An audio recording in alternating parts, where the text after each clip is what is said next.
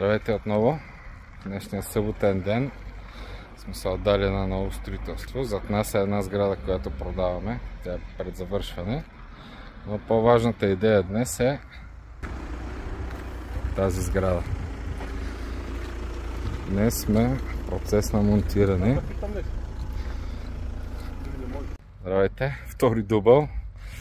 Закачването на винили така предизвиква интерес към съседите, от съседите и към тях. Така, днес сме в процес на монтиране на рекламните пана за сградите, които продаваме. Тук е съвсем нов проект, който на 15 февруари стартира. Аз ще вмъкна и този проект, който съвсем скоро трябва да има разрешение за ползване, Акт 16 така нареченото. Днес ползотворно закичихме и този обект и се надяваме на много нови клиенти. Продажбите стартираха естествено преди това.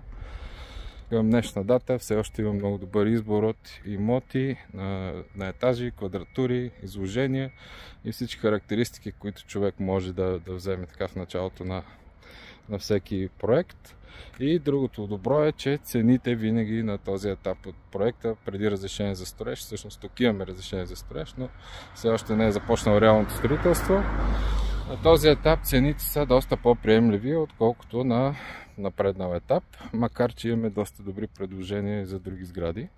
Новото строителство все още така в кварталите е малко, не са много сгради, които се застрояват в междужилищните блокове.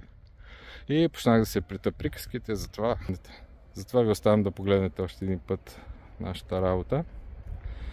За съжаление, този бус малко пречи и ви пожелавам отново приятна събота. Чао!